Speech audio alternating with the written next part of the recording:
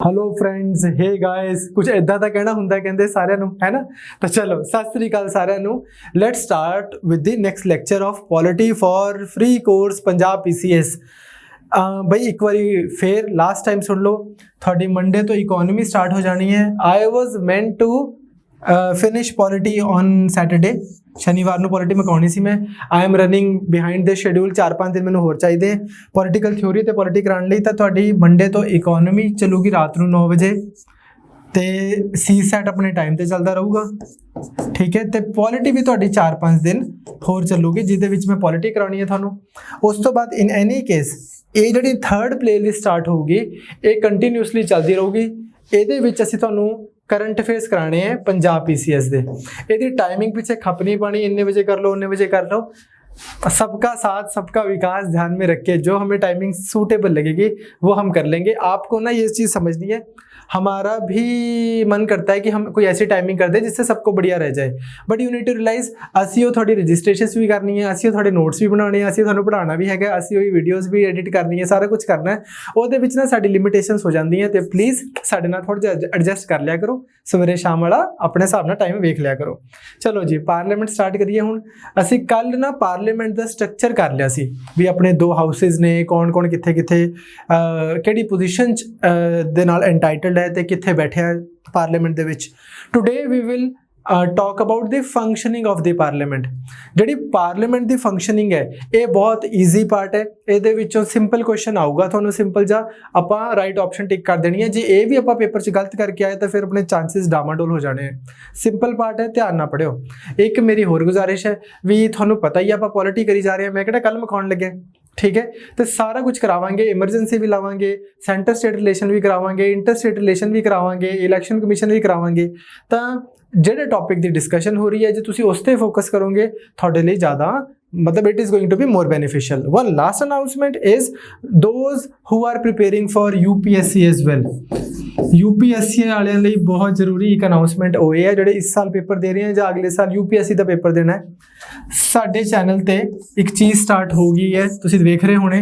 Monday ਨੂੰ Abhishek sir economy ਕਰਾ ਰਹੇ ਨੇ, ट्यूसडे ਨੂੰ ਰਾਘਵ ਸਰ ਨੇ ਸਾਇੰਸ ਅਟੈਕ ਕਰਾਇਆ ਸੀ, ਵੈਨਸਡੇ ਨੂੰ ਅਨਮੋਲ ਸਰ ਆਣਗੇ ਸੋਸ਼ਲ ਇਸ਼ੂਜ਼ ਦੇ ਨਾਲ, ਥਰਸਡੇ ਨੂੰ ਭਰਤ ਸਰ ਆਣਗੇ ਜੀਓਗ੍ਰਾਫੀ ਐਂਡ এনवायरमेंट ਦੇ ਨਾਲ, ਫਰਾਈਡੇ ਨੂੰ for now either me or some other faculty will come with IR, and Saturday somebody from our institute will teach you polity। ਇਹਨਾਂ ਨੇ ਕਰਾਉਣਾ ਕੀ ਹੈ ਤੁਹਾਨੂੰ ਸਾਰਿਆਂ ਨੇ, ਪਿਛਲੇ ਇੱਕ ਹਫਤੇ ਦੇ ਜਿੰਨੇ ਵੀ ਕੋਈ ਕਰੰਟ ਅਫੇਅਰਸ ਹੈ, ਮੰਨ ਲਓ ਕਿ ਜੀਓਗ੍ਰਾਫੀ ਐਂਡ এনवायरमेंट ਦੇ ਜਿੰਨੀ ਵੀ ਖਬਰਾਂ ਆਈਆਂ from Hindu to Indian Express to Down to Earth to Yojana to Kurukshetra to PIB to PNB to SBI to this to that, ਇਹ ਸਾਰੀ ਤੁਹਾਨੂੰ ਕਵਰ ਕਰਾਣੀ ਇਹਨਾਂ ਨੇ। ਆਲਮੋਸਟ 1 ਆਵਰ ਦੀ ਵੀਡੀਓ ਹੋਏਗੀ ਡੇਲੀ। ਇਹਦੇ ਵਿੱਚ ਹੀ ਮੇਨਸ ਦੇ ਵੀ ਕੁਐਸਚਨ ਕਰਾਣਗੇ, ਇਹਦੇ ਵਿੱਚੋਂ ਤੁਹਾਨੂੰ ਪ੍ਰੀਲਿਮਸ ਦੇ ਵੀ ਕੁਐਸਚਨ ਕਰਾਣਗੇ, ਤੁਹਾਡੀ ਆਨਸਰ ਰਾਈਟਿੰਗ ਵੀ ਹੋਗੀ, ਸਾਰਾ ਕੁਝ ਇਹਦੇ ਵਿੱਚ ਹੀ ਹੋਣਾ ਹੈ, ਠੀਕ ਹੈ।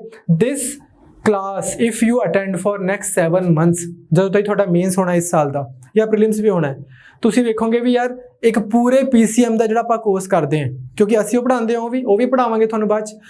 पूरा जो PCM का कोर्स है उस तो ज़्यादा सबसटैंशियल इंप्रूवमेंट थोड़ी इत्थे हो जानी है, क्योंकि 7 बंदे 6 बंदे तो डेली करंट अफेयर्स चंगी तरह करा रहे हैं, ठीक है। तो इस करके जो UPSC वाले हैं उन्होंने करंट अफेयर्स की अड वीडियो चलती है। मैं पिछली क्लास भी रिपीट किया, क्योंकि सानू अज भी कॉल आई हैं, तो मैं थोड़ा दस रहा these videos are for UPSC classes specially. तो जो PPSC पंजाब वाले ਜਿਹੜੇ करंट अफेयर्स ने बेटा, 2 चीज़ां ਹੁੰਦੀਆਂ, एक ਹੁੰਦਾ ਤੁਹਾਡਾ GS जनरल स्टडीज़, एक है GK, ठीक है। ਉਗਾਨਾ ਦਾ ਪ੍ਰਾਈਮ ਮਿਨਿਸਟਰ ਕੌਣ ਹੈ ਤੇ ਪਪੂਆ ਨਿਊ ਗਿਨੀ ਦਾ ਪ੍ਰਾਈਮ ਮਿਨਿਸਟਰ ਕੌਣ ਹੈ, ਇਹ ਇੱਕ ਰੈਂਡਮ ਜਨਰਲ ਨੌਲੇਜ ਜੀ ਹੈਗੀ ਹੈ। GS ਦਾ ਨਾ ਇੱਕ ਕਨਫਾਈਨਡ ਜਿਹਾ ਸਿਲੇਬਸ ਹੈ, ਇੱਕ ਸਿਸਟਮੈਟਿਕ ਸਿਲੇਬਸ ਹੈ। ਇੰਡੀਆ ਚਾਈਨਾ ਦੇ ਰਿਲੇਸ਼ਨਸ਼ਿਪ ਨੂੰ ਅਸੈਸ ਕਰਨਾ, डाउनवर्ड ट्रेंड ਨੂੰ ਅਸੈਸ ਕਰਨਾ, that is part of your India China IR the GS syllabus. ਹੁਣ ਚਾਈਨਾ ਦਾ ਫੋਰਨ ਮਿਨਿਸਟਰ ਕੌਣ ਹੈ, ਇਹ ਤੁਹਾਡੀ ਪਾਰਟ ਆਫ GK ਜੀ ਹੈਗੀ ਹੈ। This thing will go on separately. Anything from the greater issues, from the larger issues which may be useful in PPSC, ਉਹ ਵੀ ਤੁਹਾਨੂੰ ਇੱਥੇ ਕਰਾਵਾਂਗੇ, ਕੋਈ ਪ੍ਰੋਬਲਮ ਨਹੀਂ ਹੈਗੀ। ਬਟ ਅਗੇਨ पॉइंट मेरा बस इन्ना थोड़ा दसन था भी there is going to be a separate playlist for PPSC current affairs and UPSC, ठीक। तुसी दोनों भी वेख सकते हो, बट कन्फ्यूज नहीं होना भी है एक ही कराई जाते हैं इत्थे। Now let's start with parliament. Gandhi ji के व्यूज पता है आपको पार्लियामेंट के बारे में? गांधी जी बोलते थे क्या तुसी खप पाई है, फिश मार्केट बोल देते थे, कभी कभी और भी बड़ा कुछ बोल देते थे जो मैं नहीं बोलूंगा यहाँ पे। Gandhi ji did not like the whole idea of state. वो बोलते थे कि यार इंसान जो है, कराएंगे आपको पॉलिटिकल थ्योरी में, मैं नहीं करानी है, बस वो क्लास में कंटिन्यू रहेगी। गांधी जी बोलते थे इंसान है वो जानवर थोड़ी है कि उसको सारा टाइम एक चाबुक वाली एक बॉडी चाहिए। चाबुक वाली मतलब विप वाली मतलब सरकार पुलिस के साथ, कि सारा टाइम बंदे को मार मार के समझा रहे हैं कि ये कर ये ना कर। भाई बंदे के अंदर अपना विवेक है, अगर वो अंदर से उसको अगर समझ आ जाएगी राइट रॉन्ग की तो बेटर है। बात भी सही है, अगर मान लो आप बैठे हो, आपके सामने सांप आ गया तो आप ऐसे थोड़ी करोगे तुसी की करना भज्जो है, ठीक है, सप आ गया। Hopefully that's what you would do. Why? क्योंकि आपको अंदर से पता है कि सांप डेंजरस है। वैसे ही जो करने योग्य चीज है वो करनी है, और जो करने योग्य चीज नहीं है वो नहीं करनी। ये चीज की गांधी जी बोलते थे अंदर से सबको लोगों का विवेक जगाओ। ये जो सारा टाइम एक हेडमास्टर आपके ऊपर बैठा है, सरकार रूपी हेडमास्टर, इसकी जरूरत नहीं है। पॉलिटिकल थ्योरी आपकी स्टार्ट होने वाली है, बहुत इंटरेस्टिंग है, सबको करानी चाहिए इंडिया में political theory. Coming back to our parliament, सबसे पहली चीज सेशंस। कल आपको बताया था मैंने, एक बार दोबारा रिपीट कर लेते हैं। हाउस जो है, हमारे सारे एमपी सारे आके एक बार बैठते हैं, हमारे लिए बिल पास करते हैं, इतनी मेहनत करते हैं, हमारे ऊपर एहसान करते हैं, फिर 6 महीने छुट्टी पे रहते हैं, फिर दोबारा बैठते हैं, फिर हाउस बैठ के लॉज बनाता है। ये जो सारा सिस्टम है of coming together, working for a month और 2 and then going to their own places, again coming back, this whole cycle, ये है सेशन से रिलेटेड। इसमें क्या है, सबसे पहला वर्ड जो आपको पता हो वो है सेशन को समन करना। जब कहते हैं ना भी बुला लो भी सारे नु, ठीक है, दैट इज समनिंग। कौन करेगा समन? प्रेसिडेंट। प्रेसिडेंट ने समन करते भी रहे। President from time to time summons the parliament. Again president ਦੇ ਘਰ ਦਾ ਉਹ ਨਹੀਂ ਹੈਗਾ ਵੀ ਚਲੋ ਜੀ ਅੱਜ ਯਾਰ ਇਹ ਇਕੱਠੇ ਜੇ ਕਰੀਏ ਯਾਰ ਬਹੁਤ ਦਿਨ ਹੋ ਗਏ ਮਿਲੇ ਜੇ ਨਹੀਂ। No, prime minister will tell him कि बुला लो भी सारा नु, मैं बिल पास कराने हैं। Maximum gap between 2 sessions of parliament can not be more than 6 months. 6 महीने से ज्यादा का गैप नहीं हो सकता। एक बार अगर सारा सेशन बैठा है उसके बाद में 6 महीने के अंदर दोबारा बैठोगे, इसलिए तो चुन के भेजा आपको। पहली चीज क्लियर।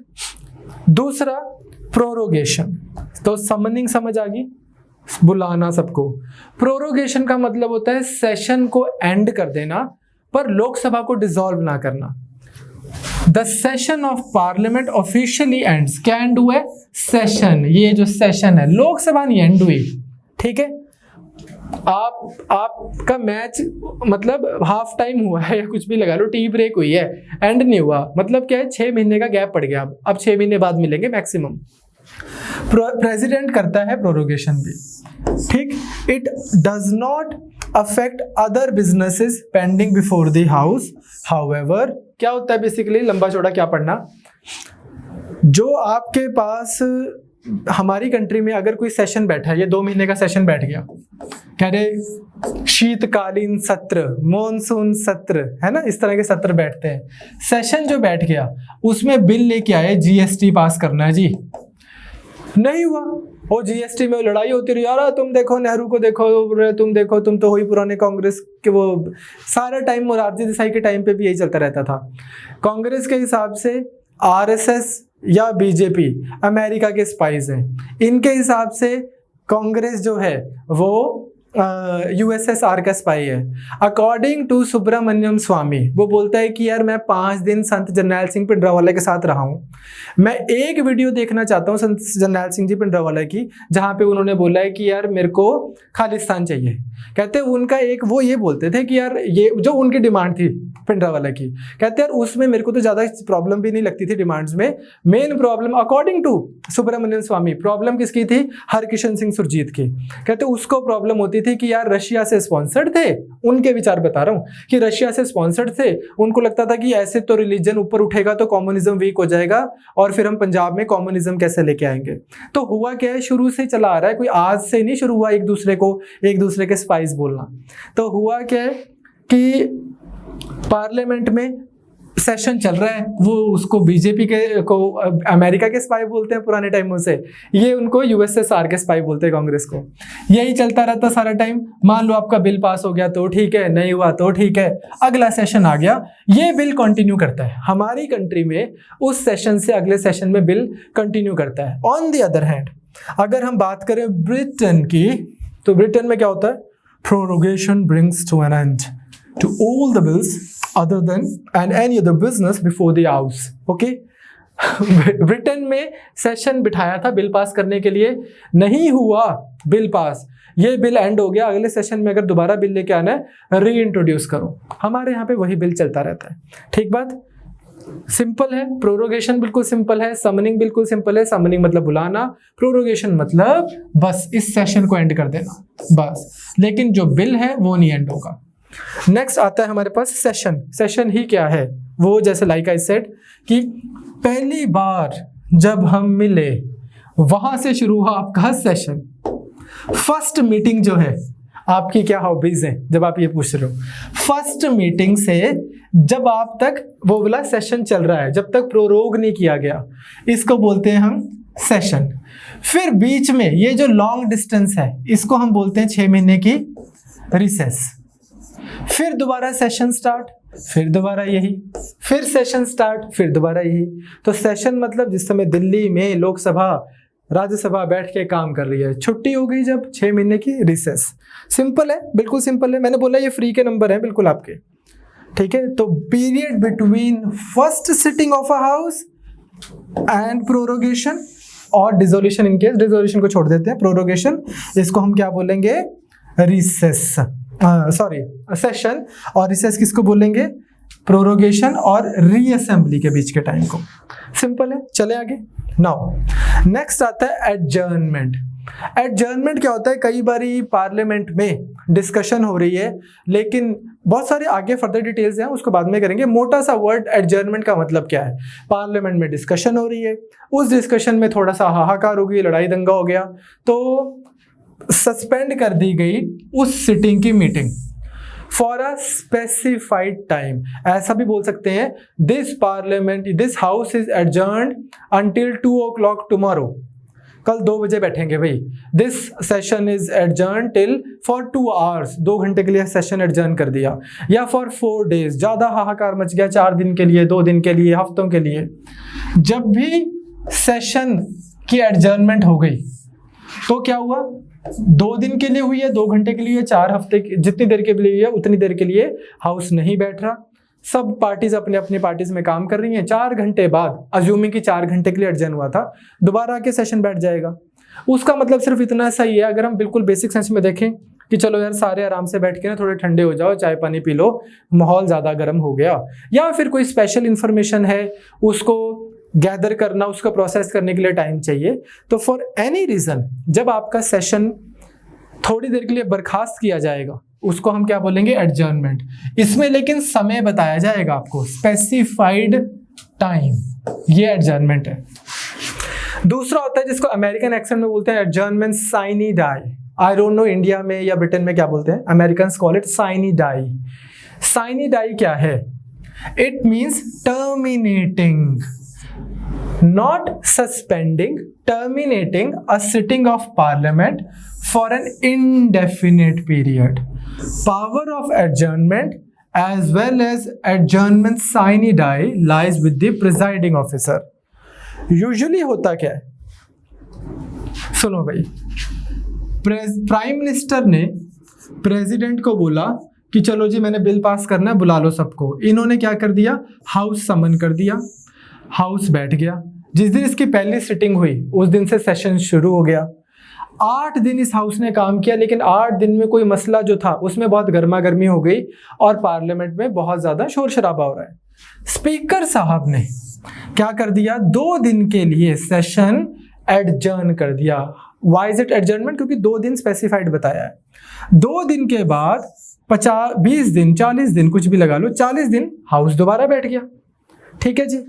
अब इसके बाद में यहां पे क्या होता है कि स्पीकर साहब खड़े होते हैं, वो खड़े होकर बोलते हैं मैं इसका भी धन्यवाद करना चाहता हूँ, उसका भी धन्यवाद करना चाहता हूँ, ये वो ऐसे करके बहुत सारी चीज़ें बोल देते हैं हाउस के ऑपोजिशन के लीडर का, इनका हमने ये काम किया, ये हम और अच्छा कर सकते थे। इस तरह के भाषण आपको नॉर्मल राज्यसभा टीवी में मिल जाएंगे, वेंकैया नायडू के या स्पीकर ओम बिरला जी के, किसी के भी। ये करने के बाद में वो बोलते हैं कि एडजर्नमेंट साइने डाई। जब ये बोल दिया इसका मतलब इनडेफिनेट पीरियड के लिए ये सेशन खत्म हो गया। ये जो आपका 40 + 2 + 8 50 दिन जो आपका सेशन चला ये खत्म हो गया। अब जैसे इन्होंने साइने डाई किया, प्रेसिडेंट ने क्या करना है, इस सेशन को प्रोरोग, मतलब कि यार ये सेशन अब औपचारिक रूप से अब ये खत्म हो गया है। अब 6 महीने का गैप है जिसको हमने रिसेस बोला। अब दोबारा 6 महीने के अंदर अंदर कॉन्स्टिट्यूशनल कंवेंशन है, तो दोबारा प्राइम मिनिस्टर प्रेसिडेंट को बोलेंगे भी बुला लो सारे नु, आ जाओ भी आ जाओ, हाउस पार्टी है। तो हाउस लोकसभा में सारे इकट्ठे हो जाएंगे, यहाँ पे हाउस पार्टी स्टार्ट दोबारा, फिर दोबारा ऐसे ही चलेगा। यही प्रोसेस चलता रहेगा। यूजुअली पूरे 5 साल अगर किसी के पास में बहुमत है। अगर पहले ही सरकार गिर गई तो बात अलग है, नहीं तो इस तरह से सिस्टम चलता रहेगा। तो you understand the difference between adjournment and adjournment sine die. Adjournment क्या है, it comes with a specified time period. Sine die is for indefinite period and sine die is usually followed by prorogation। Prorogue हो गया, वो session ही खत्म कर दिया। अब इस सेशन में अगर तो कोई छोटी मोटी चीजें थी वो तो अगले सेशन में दोबारा आएंगी, वो लैप्स ही हो जाती है। लेकिन अगर कोई बिल लेके आए थे हम, जैसे मैंने जीएसटी का एग्जांपल दिया, वो अगले सेशन में भी कंटिन्यू रहता है। You don't have to reintroduce it, provided वही लोकसभा चली जा रही है। ठीक जी, चलो नेक्स्ट अब हमारे पास में आता है डिसोल्यूशन। डिसॉल्व कर देना, भंग कर देना, ये क्या है। अब राज्यसभा की हमने कल बात की थी कि राज्यसभा तो परमानेंट हाउस है जिसमें हमेशा क्या रहता है, राज्यसभा में हर 2 साल के बाद 1/3 मेंबर रिटायर हो गए और 6 साल के लिए बंदे हैं, तो सारा टाइम ये हाउस चलता रहता है परमानेंटली। 2 साल बाद 1/3 रिटायर, 2 साल बाद 1/3 रिटायर। कभी ऐसा नहीं होगा कि राज्यसभा खाली होगी, भाई चुनाव हो रहे हैं पूरे इंडिया में, ये तो होगा नहीं। लोकसभा है जो डिसॉल्व होती है। अब लोकसभा डिसॉल्व कैसे हो सकती है, पहली चीज तो ये है कि 5 साल ही पूरे हो गए। जब किसी भी सरकार के 5 साल पूरे हो गया, वो लोकसभा जो है वो खत्म हो गई, अब अगली लोकसभा आएगी। या फिर उससे पहले भी हो सकती है, कैसे, राष्ट्रपति जी को लग रहा है नो कॉन्फिडेंस मोशन पास हो गया, सरकार के पास बहुमति है नहीं, तो भी लोकसभा डिसॉल्व हो सकती है। तो इस situation the which only the Lok Sabha is subject to dissolution. पर प्रोरोगेशन और डिसोल्यूशन में फर्क क्या है। प्रोरोगेशन में हाउस वही चल रहा था, टेम्परेरी हाउस पार्टी 6 महीने के लिए, अब मतलब 6 महीने के लिए हाउस पार्टी पोस्टपोन हुई थी कि अब दोबारा आएंगे इस तरह से। Dissolution ends the very life of the existing house. Dissolution में क्या हो गया, लाइफ खत्म हो गई इस हाउस की, सारे एमपीज जो हैं ये अब गए, इनको अगर 6 महीने बाद दोबारा आके बैठना है तो चुनाव जीत के आए, क्योंकि अगली बार कौन बैठेंगे, जो चुनाव जीत के आएंगे।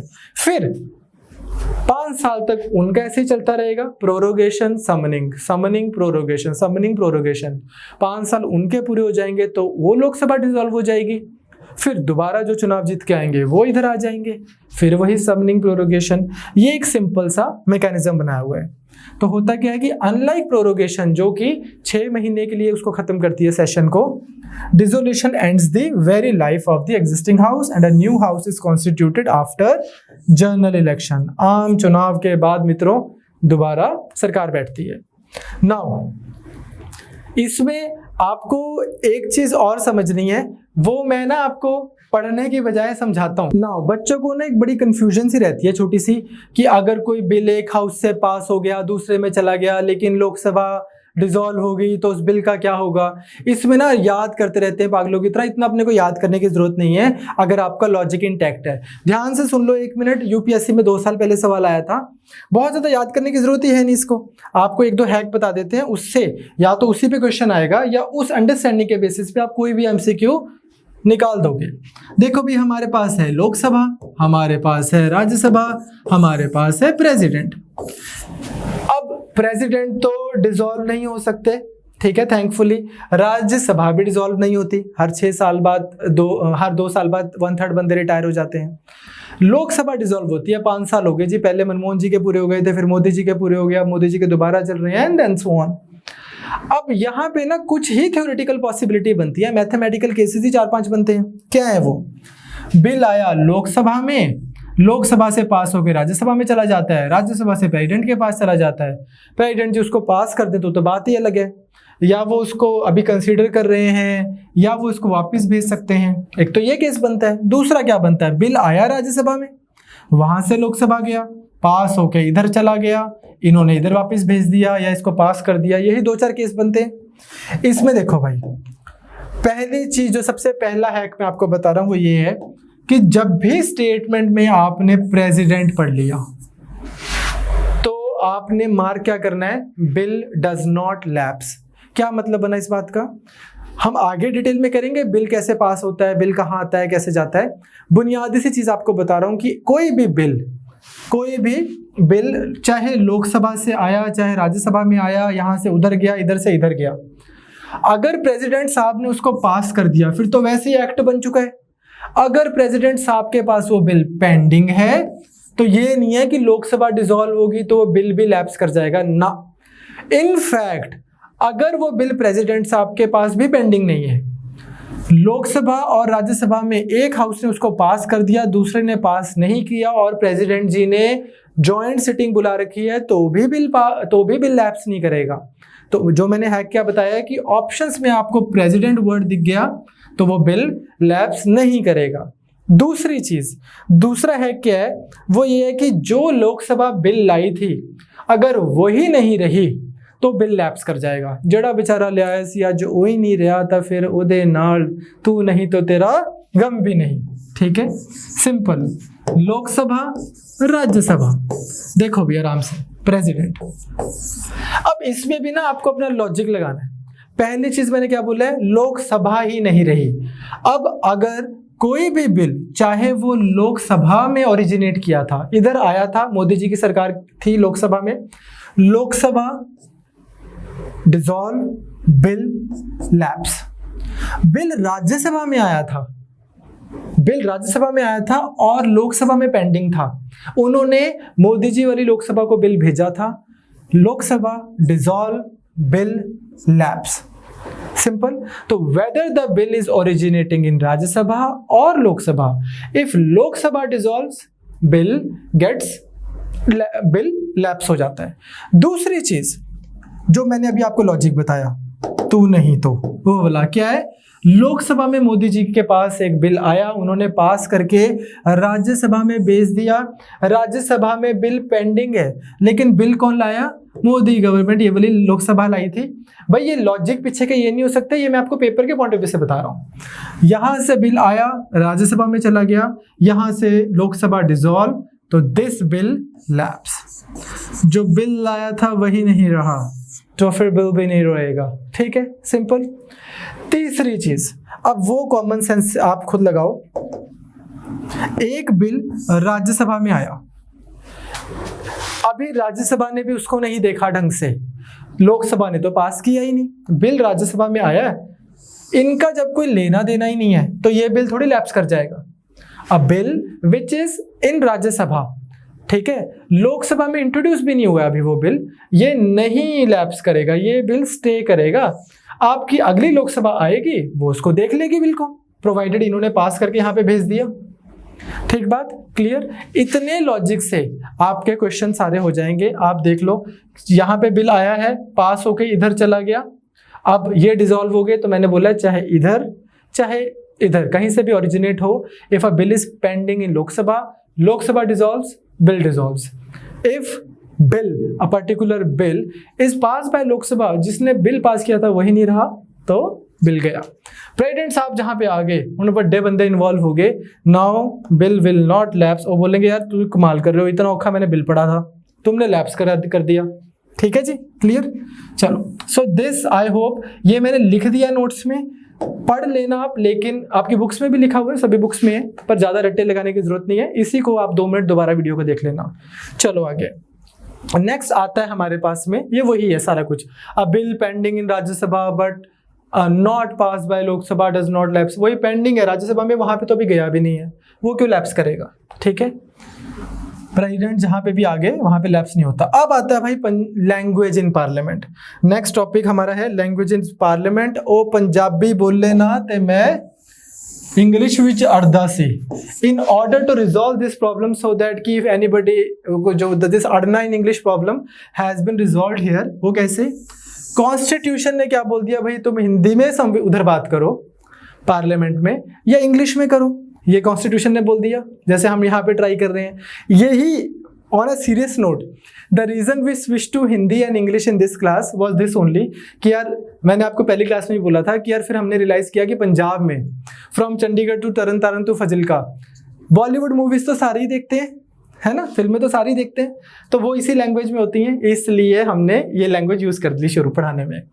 अब क्या है, कॉन्स्टिट्यूशन ने तो हिंदी और इंग्लिश को बोल दिया पार्लियामेंट में काम करने के लिए भाषा का उपयोग किया जाए, बट जो प्रिजाइडिंग ऑफिसर है, जो ऊपर स्पीकर साहब बैठे हैं या चेयरमैन उधर राज्यसभा में एज द केस में भी, वो किसी भी मेंबर को किसी भी भाषा में उसकी अपनी मदर टंग में बोलने के लिए वो कर सकते हैं, अलाउ कर सकते हैं। इसमें ना जैसे मैं आपको एक बात बताता हूँ, छोटे होते थे यार, अब तो क्या है ना, आप सबके पास में एक एक फ़ोन है, आप कुछ भी देख रहे हो।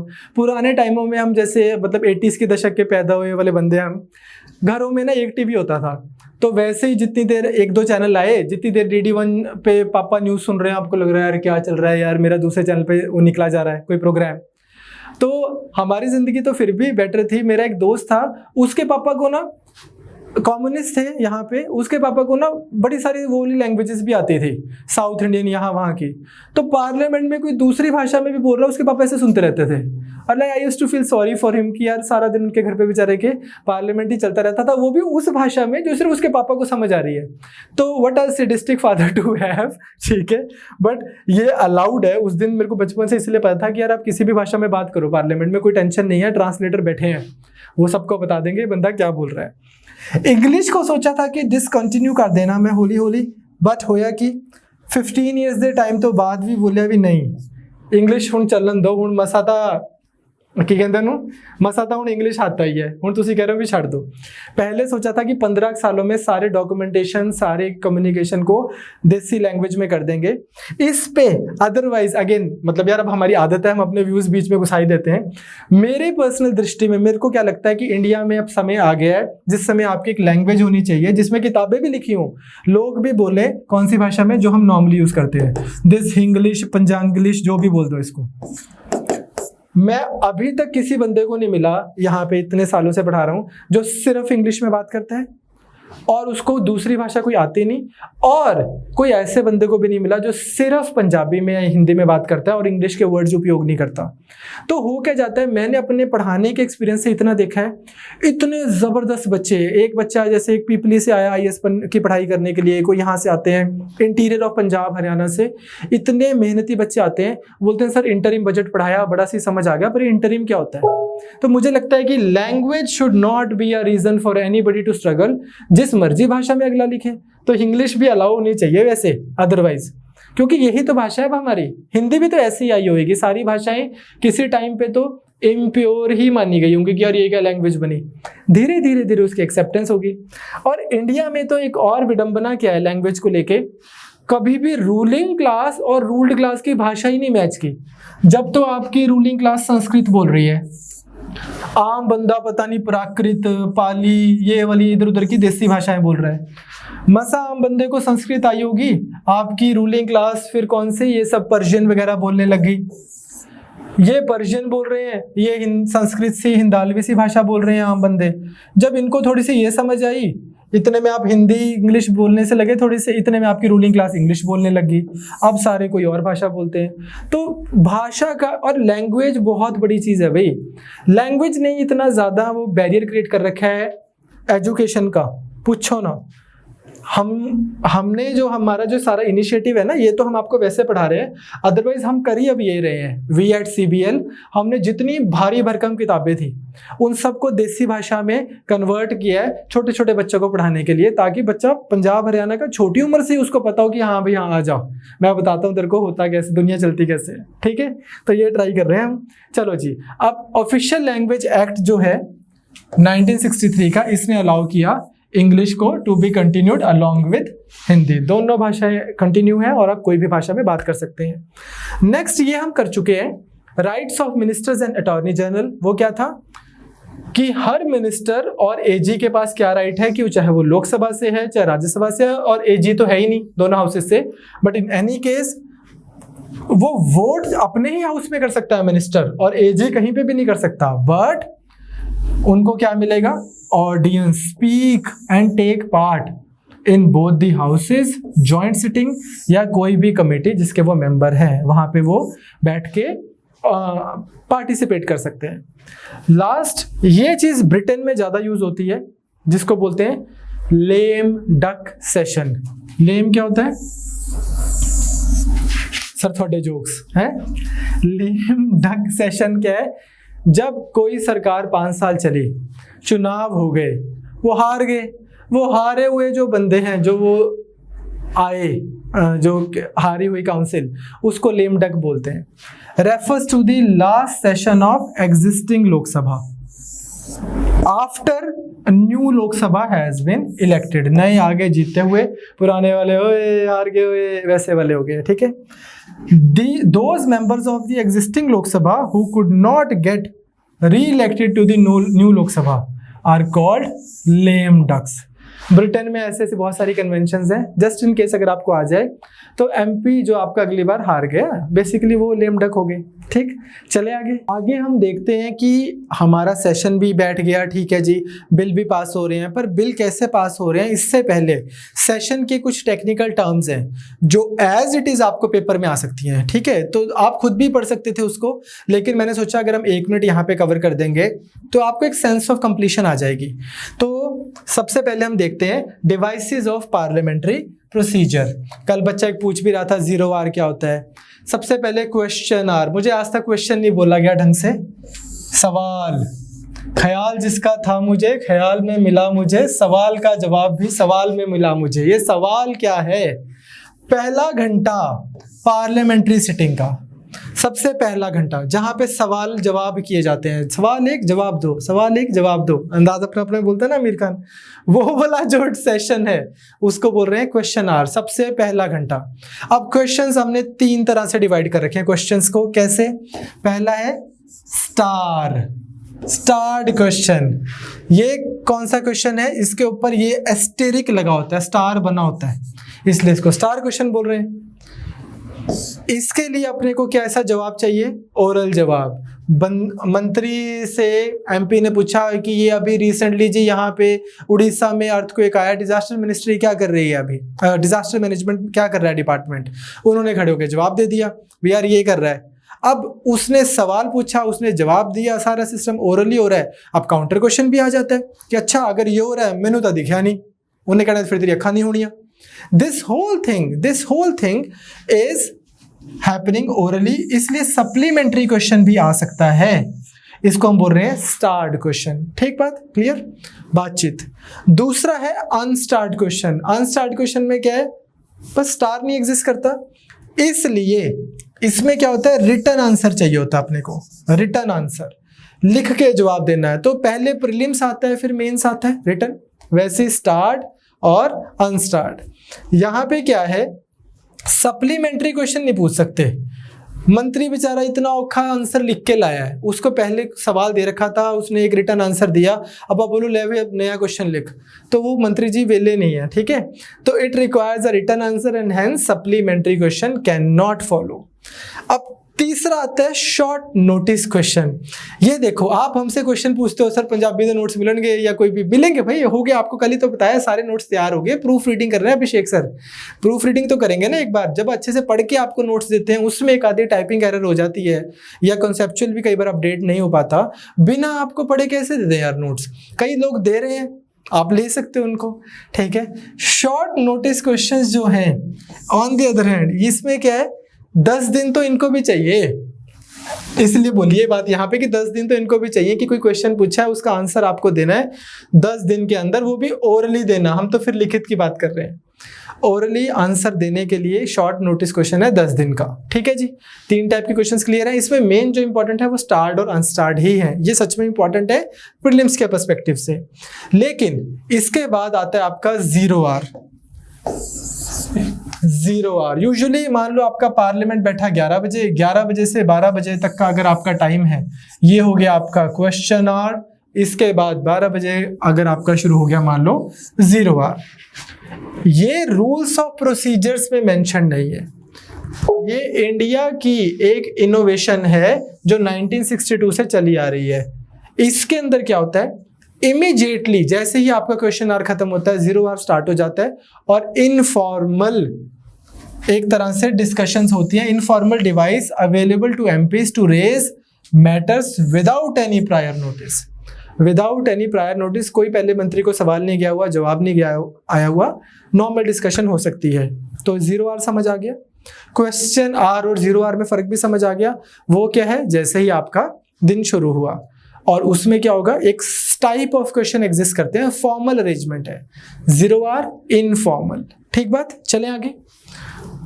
नेक्स्ट आता है मोशंस। इसमें बहुत सारे हमारे पास में वेरिएशंस हैं, no confidence motion, censure motion, adjournment motion, this and that, प्रस्ताव बेसिकली जिसको हम बोल रहे हैं शायद।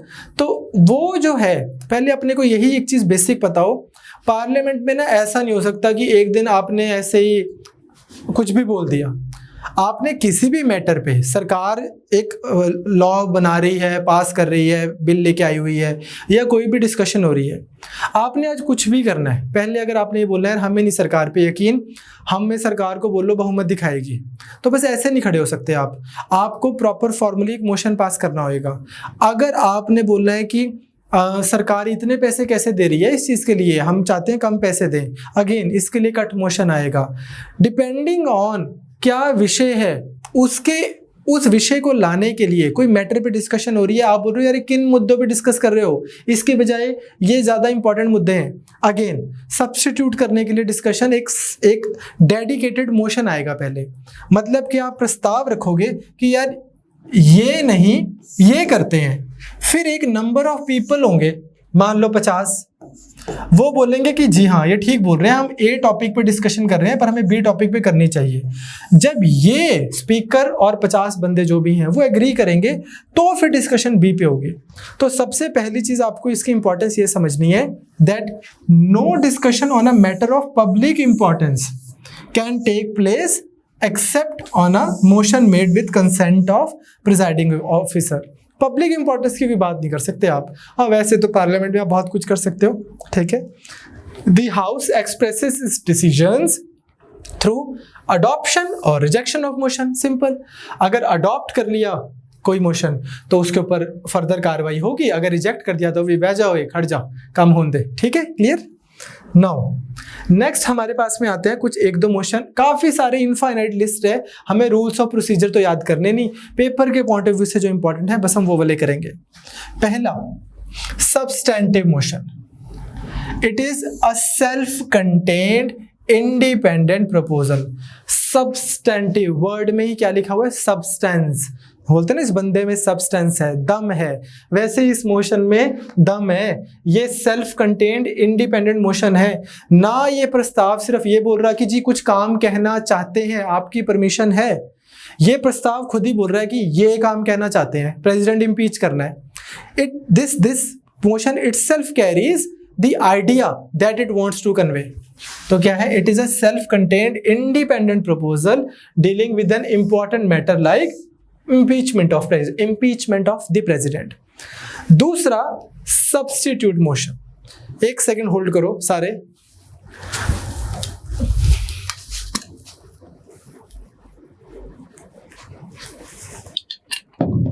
दूसरा substitute motion, ये क्या है, motion that is moved in substitution of an original motion as an alternative.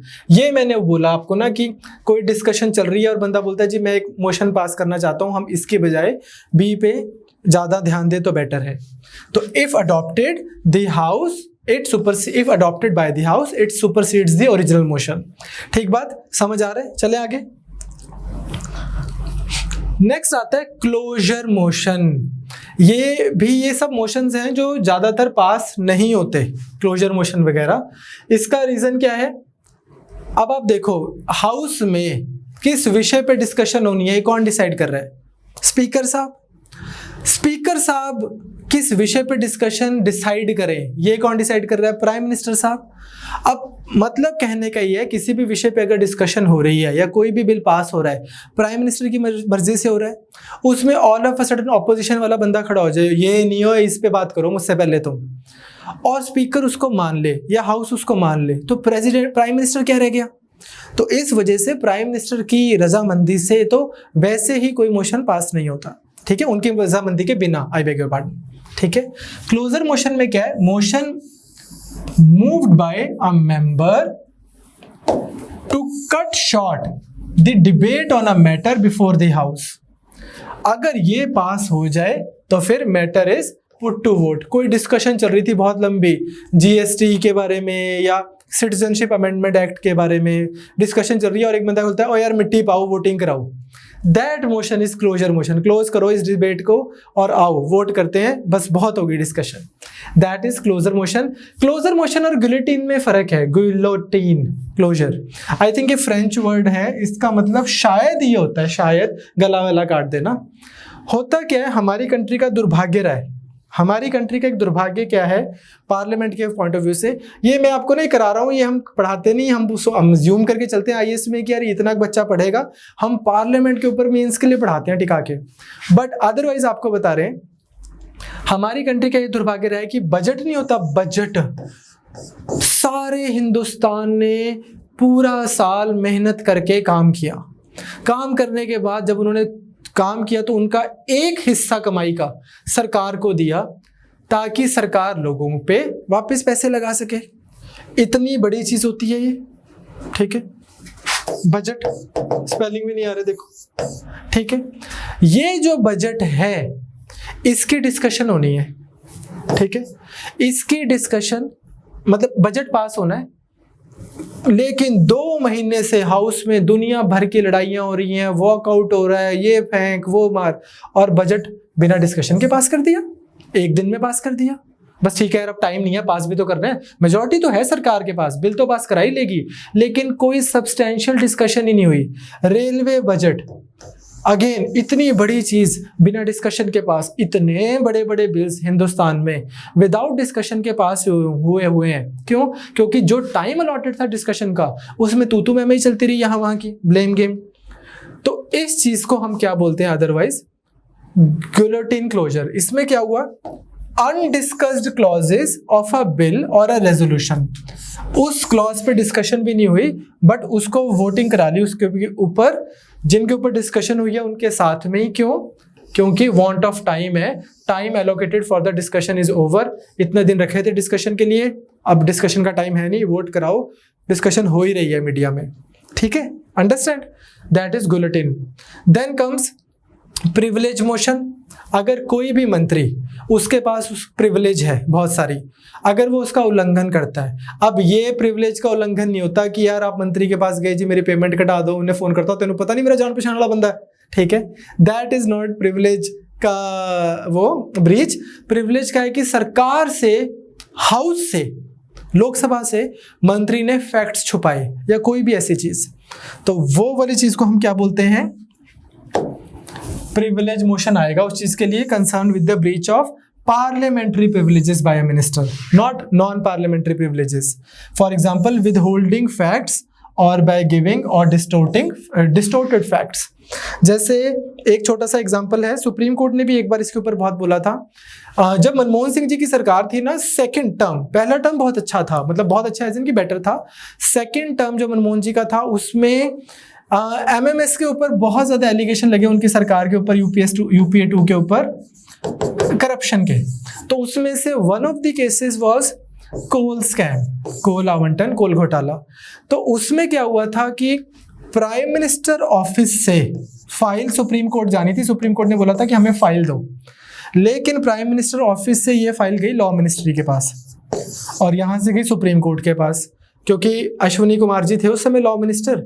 बहुत सारे मुद्दे सारे घिरे हुए थे, कपिल सिब्बल से लेके और यहाँ से लेके सबके मतलब सरकार बताएगी कौन सही था कौन गलत था, पर सबके नाम ऐसे आ रहे हैं।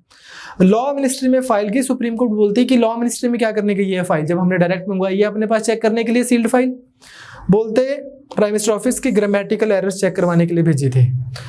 तो तुसी घबराओ ना, इन्होंने को सी सेट लाना थी 6 बजे, ठीक है, ग्रामेटिकल एरर्स करेक्ट करानी थी। तो इस तरह की ना बहुत सारी चीजें हमारी कंट्री में या सभी कंट्रीज में हो जाती हैं, जहां पे फैक्ट्स रॉन्गफुली आपके मिनिस्टर्स या सरकारें पेश करती हैं। यही अगर हाउस में हुआ होता तो फिर वो क्या करते हैं, इस मिनिस्टर के खिलाफ लाओ privilege motion. Next, calling attention motion. ये क्या है, हजरात हजरात हजरात, दैट थिंग। जब आपने किसी भी मिनिस्टर की अटेंशन सीख करनी है कि मैं मिनिस्टर ऑफ एग्रीकल्चर जो हमारे हैं उनका ध्यान चाहता हूं, भाई सुनो, फार्मर वो कर रहे हैं आत्महत्या विदर्भ में, ठीक है, और MH1 पे ना जाना, पंजाबी फार्मर्स का भी बुरा हाल है, ठीक है, गाने गुणे ठीक है, बाकी अदरवाइज ऐसा कोई भी आपने अगर अटेंशन सीख करनी है मिनिस्टर की, उसके लिए जो मोशन है that is calling attention motion. कोई भी अर्जेंट पब्लिक इंपॉर्टेंस के लिए मैटर है and you want the attention of the concern minister. याद रहेंगे आपको, सिंपल है, 1-2 बार पढ़ोगे, कुछ हम आपको MCQs करा देंगे। मेन तो ना मेरे को अब आपको बस ये बताना है बिल कैसे पास होते हैं, बस ये 2 मिनट का टॉपिक है। नेक्स्ट है हमारे पास में एडजर्नमेंट मोशन। एडजर्नमेंट मोशन बड़ा सिंपल सा मोशन है, जिसमें क्या होता है, पार्लियामेंट की आप किसी डेफिनेट मैटर के लिए, कोई बहुत अर्जेंट पब्लिक इंपॉर्टेंस का मैटर है, इसके लिए आप ये मोशन को यूज करते हो। ये लाने के लिए आपको क्या चाहिए, 50 बंदों की सपोर्ट, ठीक है, 50 बंदों की सपोर्ट से ही एडजर्नमेंट मोशन आता है। और एक बात इसमें और याद रखना, because it involves an element of censure against the government and hence Rajya Sabha is not permitted to make use of this device. Rajya Sabha में एडजर्नमेंट मोशन नहीं आता है, लोकसभा में ही एडजर्नमेंट मोशन आता है, क्योंकि सरकार के जो काम चल रहे हैं उसको रोकने के लिए, सरकार के खिलाफ नो कॉन्फिडेंस के ही थोड़ा सा पहले का मोशन है ये, इसलिए ये सिर्फ लोकसभा में आता है। And next is no confidence motion. Simple, मैंने आपको कलेक्टिव रिस्पॉन्सिबिलिटी में रिस्पॉन्सिबिलिटी वर्ड पे बहुत ध्यान देने के लिए बोला था। वो क्या था कि weather a particular government is having confidence of the house और नॉट, जो सरकार चल रही है इनके पास बहुमत भी है कि नहीं है, ये देखने के लिए जो मोशन आता है उसको हम क्या बोलते हैं, नो कॉन्फिडेंस मोशन। कोई भी काउंसिल, कोई ऑफ मिनिस्टर, कोई भी सरकार तब तक ही सरकार है जब तक उसके पास लोकसभा में बहुमत है। अब इसमें आप फिर ध्यान रखना, वर्ड्स बड़े केयरफुली यूज करने हैं। 2015 के आसपास यूपीएससी ने क्वेश्चन पूछ लिया समथिंग लाइक दिस कि council of minister stays in office as long as it enjoys the confidence of the parliament. तो पार्लियामेंट नहीं है, सिर्फ लोकसभा। राज्यसभा में चाहे बीजेपी की ना हो मेजोरिटी, क्या फर्क पड़ता है, लोकसभा में मेजोरिटी है तो सरकार बीजेपी की बनेगी। ठीक बात, क्लियर। जिस भी पार्टी की लोकसभा में कॉन्फिडेंस है, लोकसभा में मेजोरिटी है, उसकी सरकार बनेगी। Lok Sabha can remove the ministry from office by passing a no confidence motion. ये वाला भी जो मोशन है इसकी भी 50 मेंबर्स अगर एडमिट करें तभी आता है। ये नहीं है कि बस कोई से ने भी खड़े होकर बोल दिया और दोबारा चेक कराओ। ठीक बात, ये तो इसके लिए तो टाइम भी होता है, ऐसा नहीं कि आप हर दूसरे दिन लेके आ सको इसको। ठीक बात, चले आगे। नाउ सेंशर मोशन जो है, अगेन इसको भी अभी आप रोक लो क्योंकि मैंने आपको कट मोशन कराने, तब हम करेंगे। नेक्स्ट आप देखो motion of thanks, thank you, ये हम ऑलरेडी कर चुके हैं। प्रेसिडेंट जब भी नई लोकसभा बैठेगी उसके फर्स्ट सेशन में आफ्टर ईच जनरल इलेक्शन और happy new year, first session of every year, ये भी आ चुका है यूपीएससी में, पीसीएस में कभी भी आ सकते हैं question. First session of each year and first session of each general election and first session of each year president साहब आते हैं। बेसिकली प्रेसिडेंट साहब ने करना क्या होता है ना, जस्ट सो यू नो, यहाँ पे भी सरकार, प्रेसिडेंट साहब ने जो बोलना है, कहीं ना कहीं उनको प्राइम मिनिस्टर जी ने लिख के दिया हुआ है।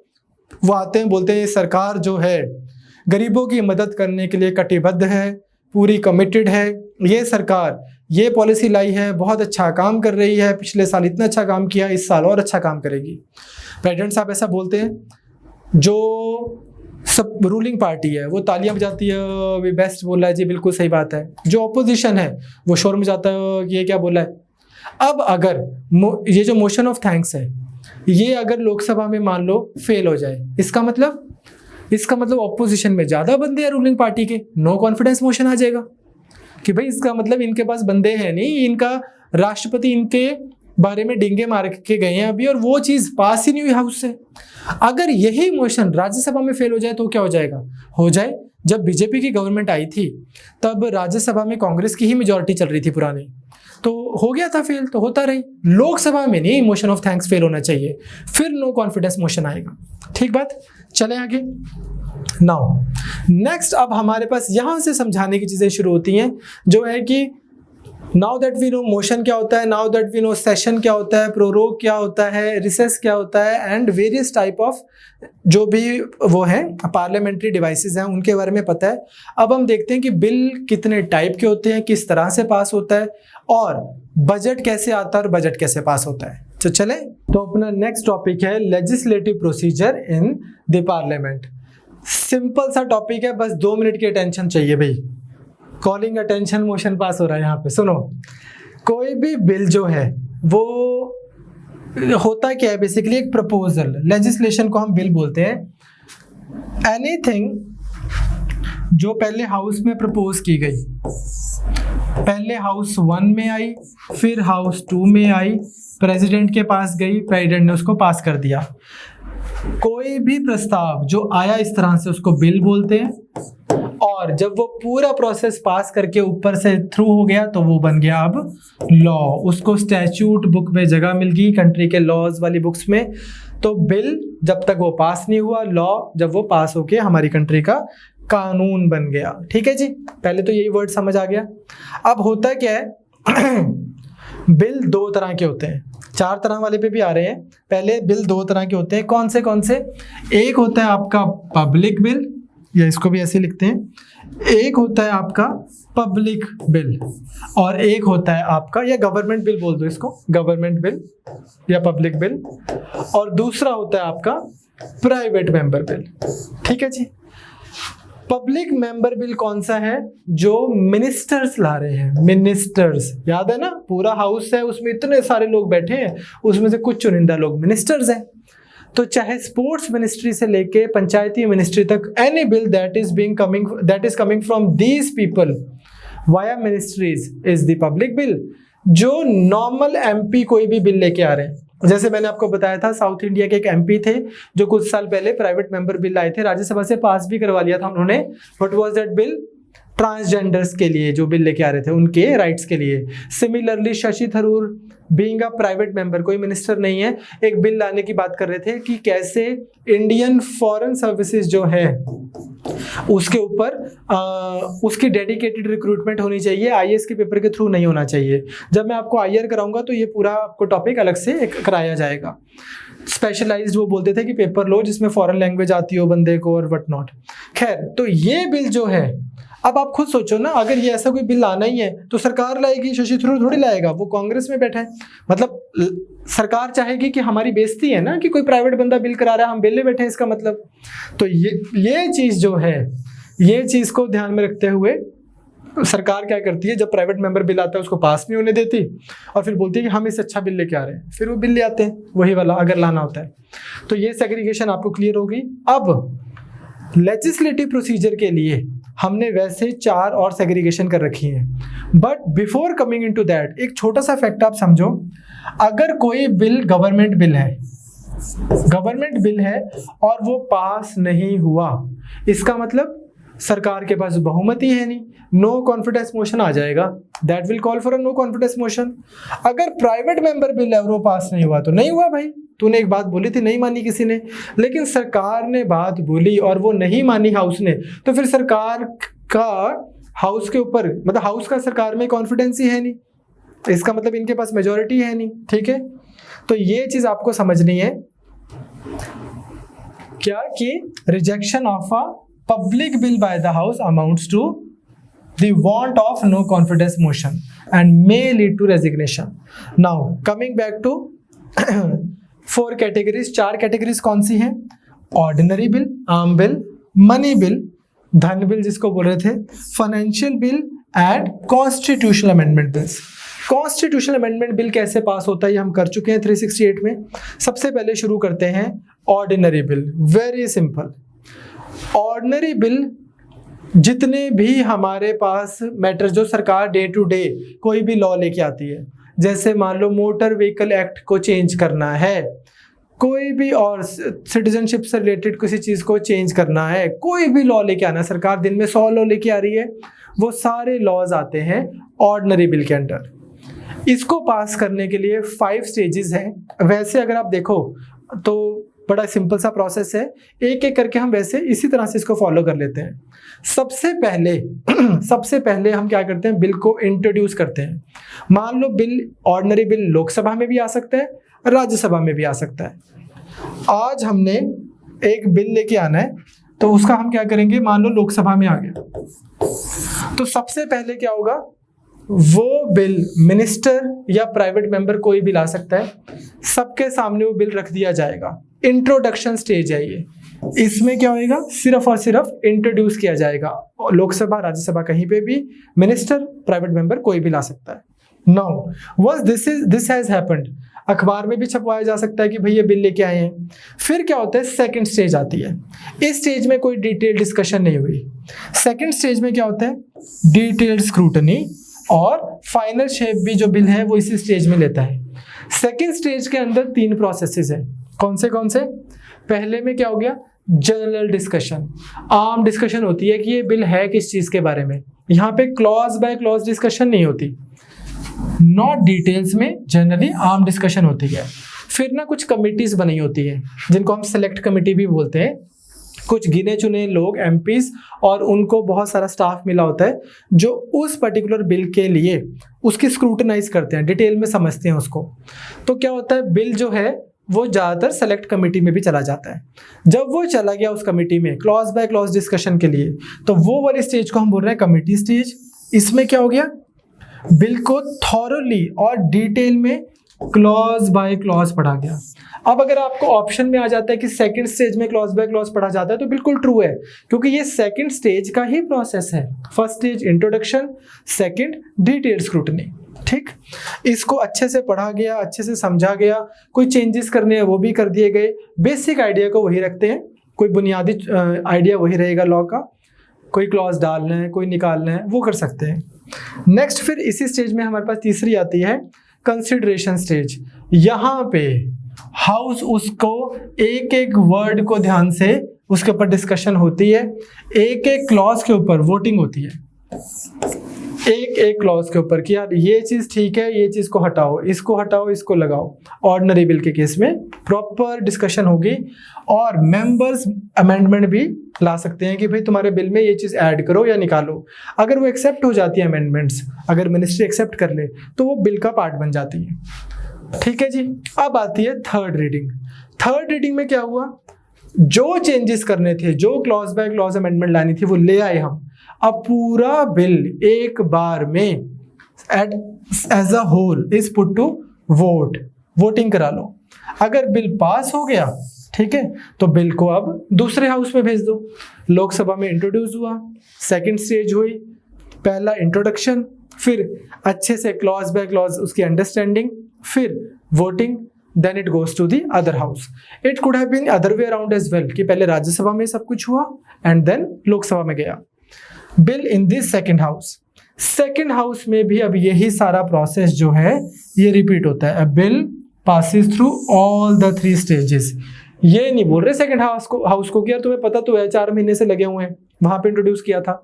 No, exactly same process repeat हुआ।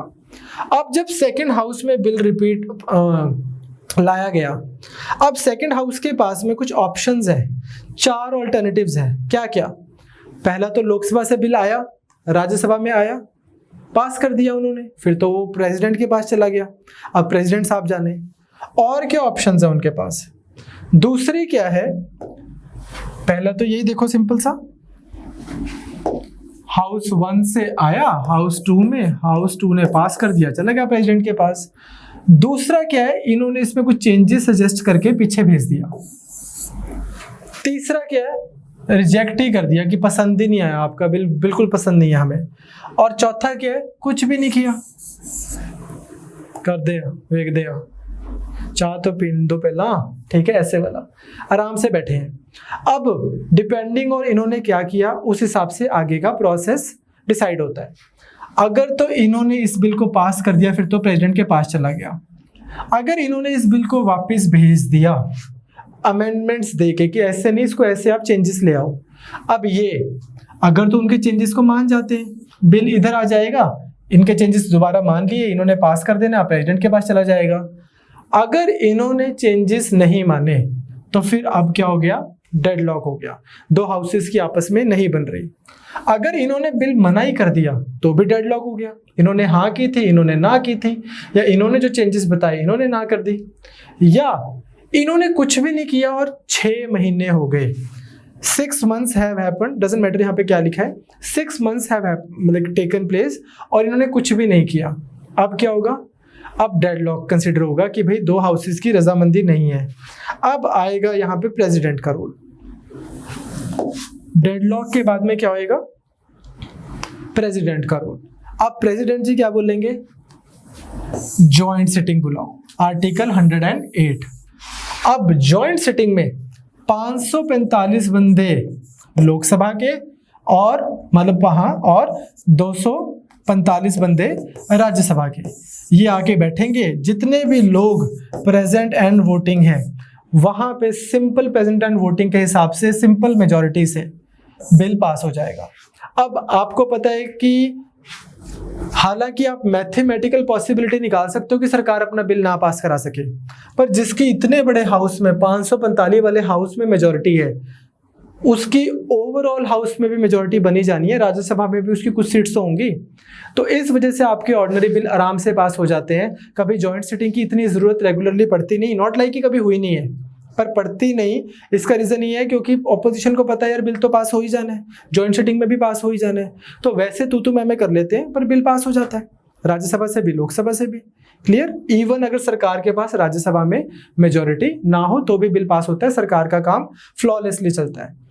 अब आ जाती है आपके प्रेसिडेंट की बारी। प्रेसिडेंट साहब क्या क्या कर सकते हैं, वो तो आपको हमने ऑलरेडी डिस्कस कर ही लिया कि प्रेसिडेंट साहब अपनी असेंट दे सकते हैं, प्रेसिडेंट साहब मना कर सकते हैं, प्रेसिडेंट साहब वापस भेज सकते हैं। ठीक है, अगर तो उन्होंने मना कर दिया, अगर हाँ कर दिया फिर तो वो लॉ बन ही गया। अगर उन्होंने मना कर दिया तो फिर वो लैप्स कर गया। प्राइम मिनिस्टर नहीं बोल देना उनको बाद में कि यार मना कर दो इस बिल को, अभी थोड़े चेंजेस हो गए हैं, दुनिया थोड़ी बदल गई है। और तीसरी चीज क्या है, प्रेसिडेंट ने वापस भेज दिया बिल, अब हाउस ने, प्रेसिडेंट ने जो रिकमेंडेशन देके भेजा है उसको माने या ना माने और वापस भेज दे प्रेसिडेंट के पास ये सेम बिल, वेदर विद और without amendment, presented to the president again. अब president must give his assent. अब राष्ट्रपति दोबारा नहीं कर सकते कि यार एक बार दोबारा देखो तो सही ना, जो बोला था वो मानना होता तो मान लेते, नहीं माना तो नहीं माना। अब आप इसको हाँ ही करोगे बिल को, तो इस चीज को हम क्या बोल रहे हैं, suspensive veto. We have discussed it already. Next type of bill जो आता है हमारे पास वो आता है मनी बिल।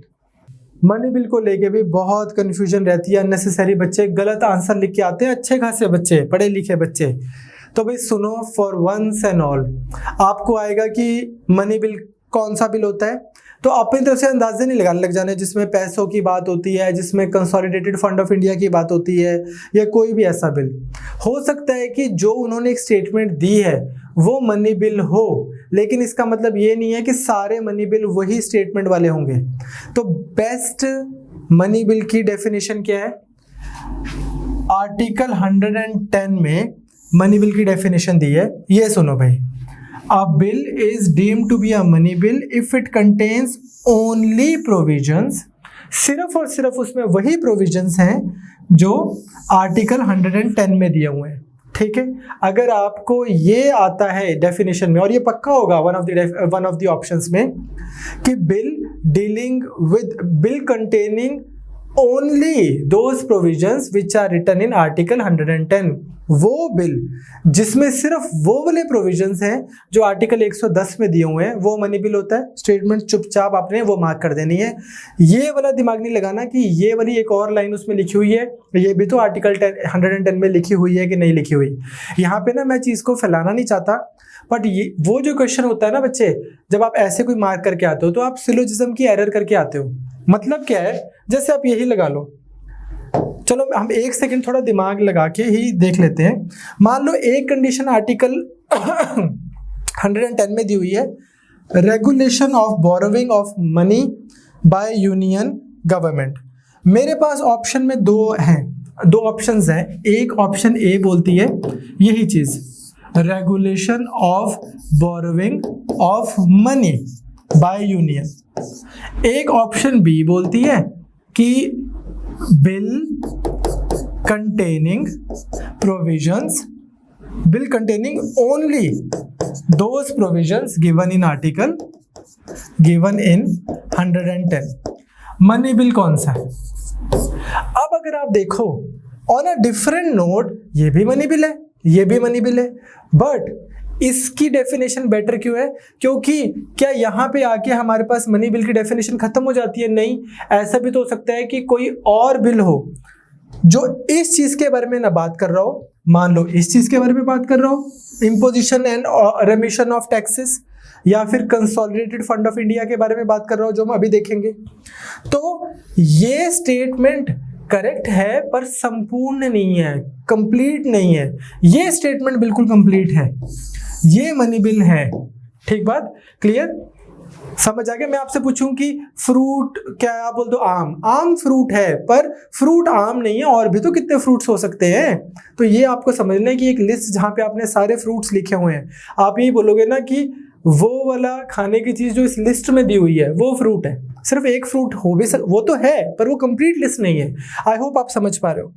ठीक है, अगर डाउट होगा तो बता देना, इस पे मैं कल दोबारा डिस्कशन कर लूंगा। बट मनी बिल की अब वो 6 कंडीशंस कौन सी हैं? एक तो यही, इम्पोजिशन, अबॉलिशन, ऑल्टरेशन और रेगुलेशन ऑफ टैक्स। सरकार ने नए टैक्स लगाने हैं, हटाने हैं, बढ़ाने हैं, कम करने हैं, अबॉलिश करने हैं, ये सारी रेगुलेशन से रिलेटेड भी जो बिल आते हैं वो मनी बिल होते हैं। ऑर्डिनरी जो रोजमर्रा की सारी चीजें चल रही है, यूजीसी बनानी है, यूजीसी हटानी है, रेगुलर जो चीजें करते हैं वो ऑर्डिनरी, ये मनी। दूसरा, सरकार ने पैसे लेने हैं, कैसे सरकार पैसे उधार ले सकती है, क्या प्रोसेस रहेगा, and then so on. Next, इस पे हम थोड़ी देर में आ रहे हैं। जैसे हमारे घरों में भी कैसे होता है सिस्टम, एक आपका बैंक अकाउंट है नॉर्मल, एक आपके पास घर में सेविंग्स है जिसका आपको बेटर एक्सेस है। मैं अज्यूम करके चल रहा हूँ कि बैंक में थोड़े ज़्यादा पैसे होंगे, जो रेगुलर एक्सेस है, कई बार बैंक जाने का नहीं भी टाइम मिले, या फिर ऑड आवर्स पे आपको पैसे चाहिए तो आपके घर पे थोड़ी सी सेविंग्स पड़ी हैं। और तीसरे, आपके इमीडिएट कैश जो आपके वॉलेट में पड़ा है। इस तरह से हम अपने पैसों को अलग तरीके से सेग्रीगेट करके रखते हैं, provided we have any. Similarly हमारी कंट्री के भी फंड्स जो हैं हमने इसी तरह से बना रखे हैं। एक वो जो बिल्कुल हमारा मेन फंड्स ऑफ फंड्स हैं, जहां से बाकी सारे फंड्स में पैसे आते हैं, पीएम केयर्स नहीं है वो, ठीक है। दूसरा, एक आपका फंड हो गया जो आप रेगुलरली आप उसको एक्सेस कर सको, और तीसरा एकदम से आपको कंटिजेंसी के लिए जरूरत पड़ जाए, इमरजेंसी में जरूरत पड़ जाए। हम इसके बारे में डिटेल में बाद में कर रहे हैं थोड़ी देर में, पर अभी के लिए आपको पता हो कि कंसोलिडेटेड फंड ऑफ इंडिया की कस्टडी या कंटिजेंसी फंड ऑफ इंडिया की कस्टडी, या इनमें पैसे डालना या रिमूव करना, ये सारा भी मनी बिल से रिलेटेड होता है। Next, appropriation of money out of consolidated fund of India. Consolidated fund of India से पैसे निकाल के कहीं एक जगह पे उसको लगाना, किसी डेस्टिनेशन पे, उसको बोल रहे हैं अप्रोप्रिएशन। कोई भी खर्चे को डिक्लेयर करना charge on consolidated fund of India, या उसकी अमाउंट बढ़ाना, उसको भी हम क्या बोलते हैं? Money bill. अगेन इसमें आप देखोगे अभी थोड़ी देर में चार्ज ऑन क्या होता है। इस तरह से बाकी भी कुछ कंडीशंस हैं जो मैंने आपको नोट्स में दे रखी है, जिससे आप देखोगे कि मनी बिल जो है, मेन जो आपको समझना है वो क्या है, 110 आर्टिकल में जो कोई भी बिल जो सिर्फ वो प्रोविजंस कैरी कर रहा है जो 110 आर्टिकल में दिए हुए हैं वो मनी बिल है।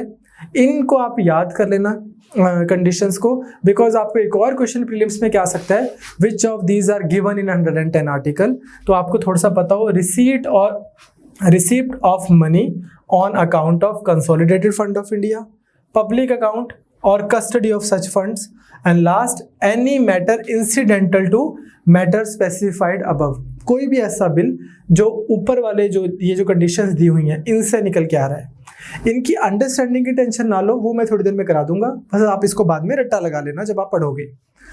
अब टैक्स लगाना है सरकार ने, टैक्स हटाना है, वो सारा मनी बिल है, बट छोटे मोटे फाइन लगाने हैं, चलान बढ़ाना है, चलान कम करना है, किसी चीज़ का फाइन लगा दिया, पब्लिक प्लेस पे सिगरेट पीने का फाइन है या कोई भी ऐसा, तो फाइन्स और अदर पेक्यूनरी पेनल्टीज जो है वो मनी बिल का पार्ट नहीं है।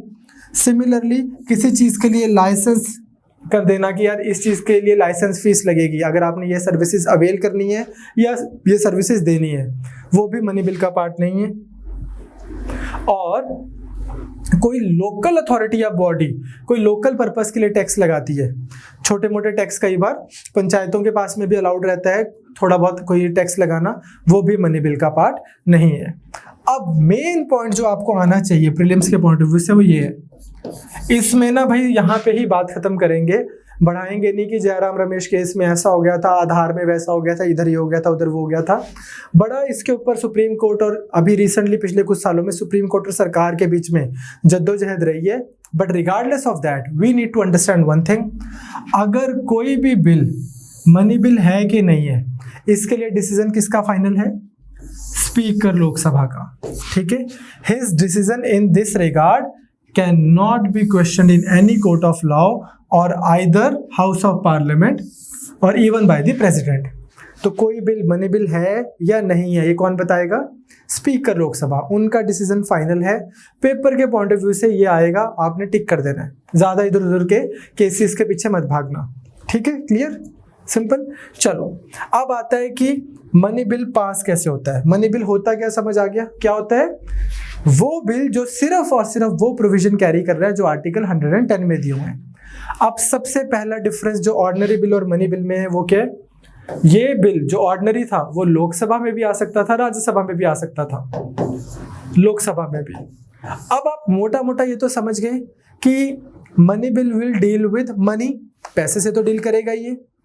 अब जब हम सरकार चुनते हैं ना, बेसिकली अदरवाइज भी जब हम सरकार चुनते हैं, जो लोग रूलिंग पार्टी में बैठे होते हैं, इस तरह बैठे होते हैं, उनको हम क्या बोलते हैं? Treasury benches.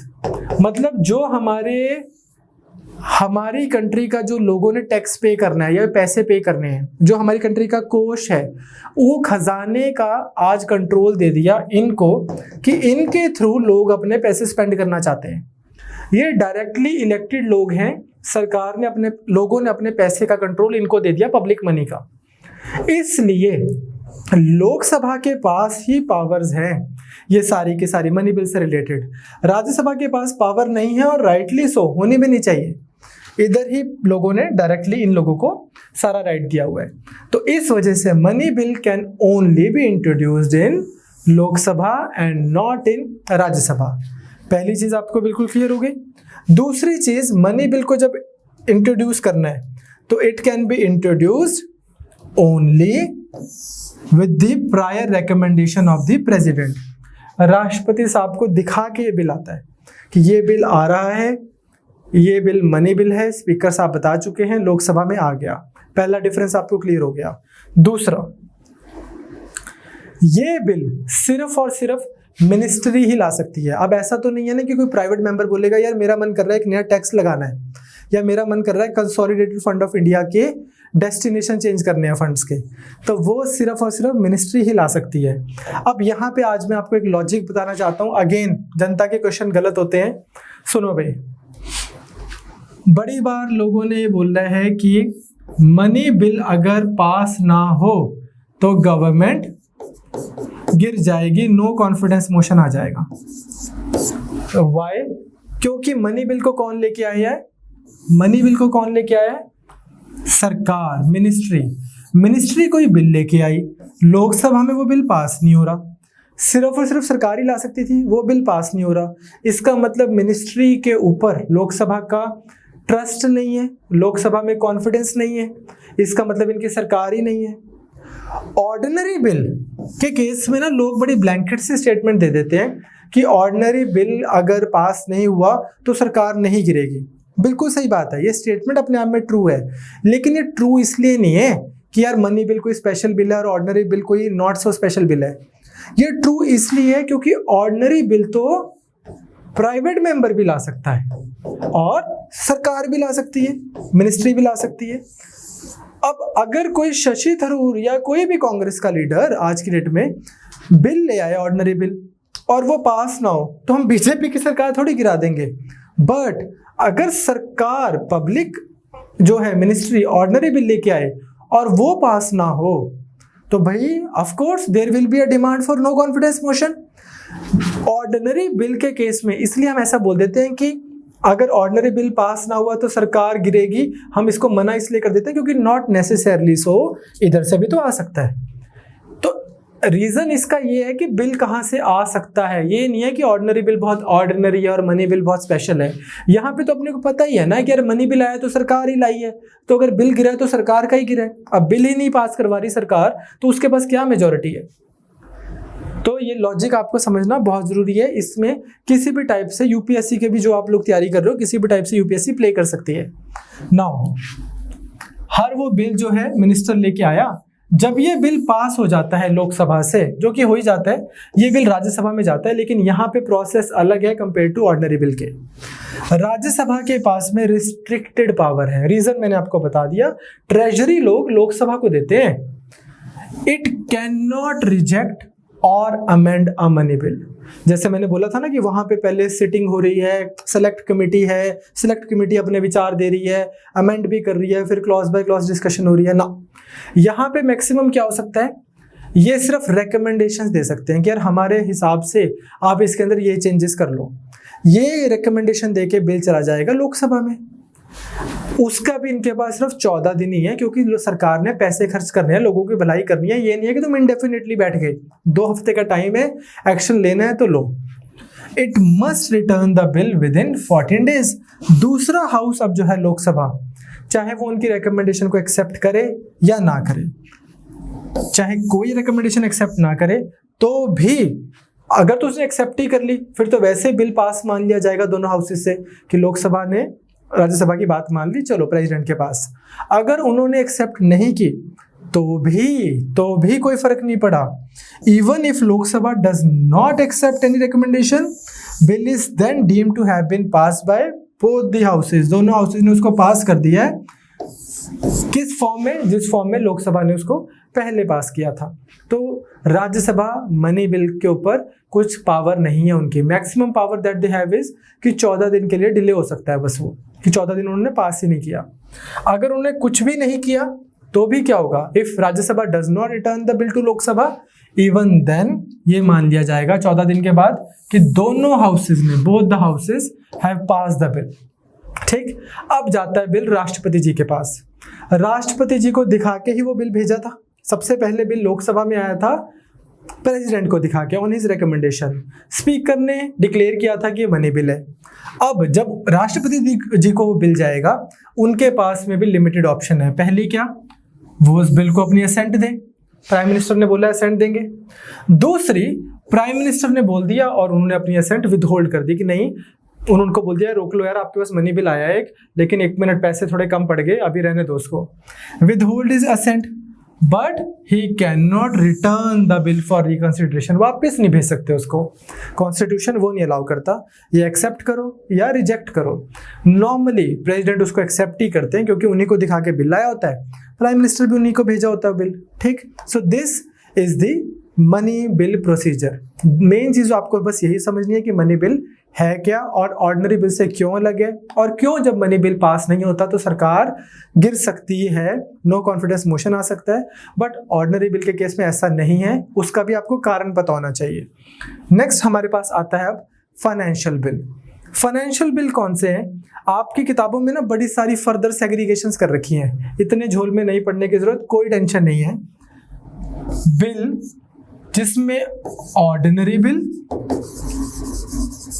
और मनी बिल दोनों के ट्रेड्स हों, उसको हम बोलते हैं फाइनेंशियल बिल। इसको देखते हैं जरा डिटेल में। तो फाइनेंशियल बिल्स के अंदर क्या रहेगा, मनी, ऑर्डिनरी और मनी बिल दोनों के ही प्रोविजंस रहेंगे। कैसे? पहली चीज तो आपने समझनी है कि जो भी हमारे पास में फाइनेंशियल बिल है, इंट्रोडक्शन के टाइम पे, इंट्रो के टाइम पे वो कैसा काम करेगा, जैसे कि मनी बिल है, पहला तो दिखाता पैसे ने, ठीक है, बाद पता लगे ये तो ऑर्डिनरी है, ठीक है, ऑर्डिनरी, ये याद रहेगा आपको। पहले पैसे फ्लॉन्ट किए, बाद में पता लगा ऑर्डिनरी है। मतलब क्या है, मनी बिल के मैंने आपको ट्रेड्स बताए थे। सबसे पहले it can be introduced only in Lok Sabha, Lok Sabha में इंट्रोड्यूस हो सकता है। वैसे ही finance bill can be introduced only in the Lok Sabha. Second, money bill can be introduced only on the recommendations of the president. तो राष्ट्रपति साहब बताएंगे कि ये फाइनेंस बिल है, वैसे ही जैसे मनी बिल बताते थे।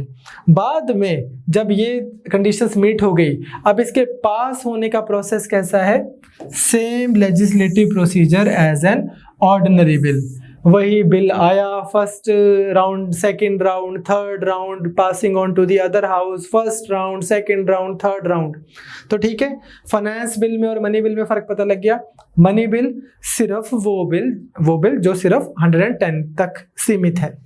फाइनेंस में मनी रिलेटेड मैटर्स भी होंगे और मैटर्स भी होंगे, इसलिए इनको हम क्या बोल रहे हैं, एक सेपरेट कैटेगरी के नाम से इनको बुला रहे हैं फाइनेंस बिल। नेक्स्ट हमारे पास में एक चीज जो आपने समझनी है, वो है जॉइंट सिटिंग। ये इसको मनी बिल में ही कंसिडर है। जॉइंट सिटिंग ना हम कर चुके हैं काफ़ी चीज़ें, कुछ 2-4 चीज़ें मैं आपको एक्स्ट्रा बताना चाहता हूँ। पहले तो आपको समझ आ गया जॉइंट सिटिंग कब बैठेगी, जब एक हाउस ने बिल पास कर दिया, दूसरे ने बिल पास ही नहीं किया, वो बोल रहे हैं हमें नहीं बिल पसंद, या फिर एक ने पास कर दिया, दूसरे ने 6 महीने हो गए कोई एक्शन ही नहीं लिया। तो पहली चीज़ तो आपको ये समझनी है इसके अंदर कि कहाँ पे एप्लीकेबल है, सिर्फ और सिर्फ ऑर्डिनरी बिल्स के केस में। मनी बिल के केस में एप्लीकेबल ही नहीं है, 14 दिन के अंदर वो कुछ नहीं करेंगे तो in any case bill pass माना जाएगा। कॉन्स्टिट्यूशनल अमेंडमेंट बिल के केस में भी जॉइंट सिटिंग का कोई प्रोविजन नहीं है, क्योंकि उसको तो 2 हाउसेज ने सेपरेटली स्पेशल मेजॉरिटी से पास करना है। तो ऑप्शन जो आपके पास में रह जाती है वो क्या है, सिर्फ ऑर्डिनरी बिल के। अब इसमें क्या होएगा, प्रेसिडेंट साहब जॉइंट सिटिंग बुला लेंगे दोनों हाउसेज की, चलो भाई बिल पास करो।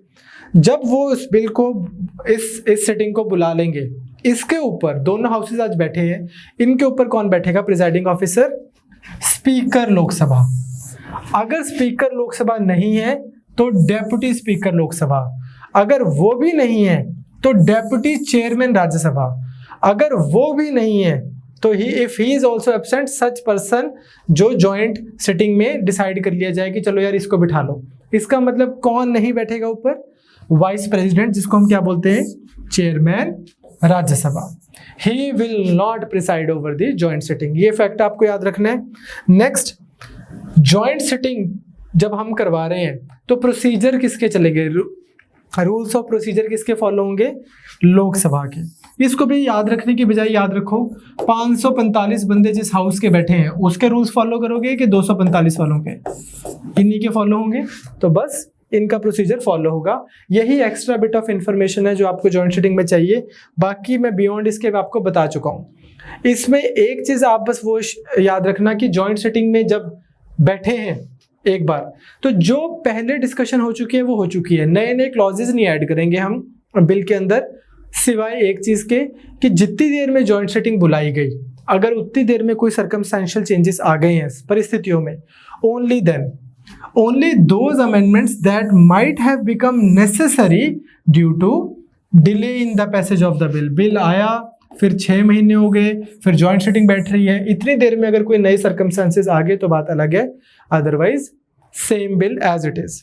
इसी में हमने बस एक चीज याद रखना कि जॉइंट सिटिंग की यूजुअली जरूरत नहीं पड़ती, 3 बार हमारे पास जॉइंट सिटिंग बैठी हुई है। 1960 में banking services, dowry prohibition and POTA, इनके लिए प्रिवेंशन ऑफ टेररिज्म बिल के अंडर, इन सब के अंदर जॉइंट सिटिंग के थ्रू प्रोसेस किया गया है। तो इस हिसाब से हमारी जॉइंट सिटिंग होती है। नेक्स्ट अब हमारे पास में आता है एनुअल फाइनेंशियल स्टेटमेंट या फिर बजट। इसको ना फ्रेश माइंड से अगली क्लास में अच्छे से करेंगे। कल की क्लास में ये और जुडिशरी खत्म कर देंगे आपका। उसके बाद में मेन रह जाएगा सेंटर स्टेट रिलेशन, पंचायती राज और छोटे मोटे टॉपिक्स कॉन्स्टिट्यूशनल बॉडीज। ये कमिंग वीक में हो जाएगा पैरेलली इकोनॉमी के। इकोनॉमी शाम को इसको अच्छे से देखते रहना और इसको आप एक बार लेक्चर देख लिया करना, ठीक है? तो आपका इजीली हो जाएगा। चलो, I will see you tomorrow.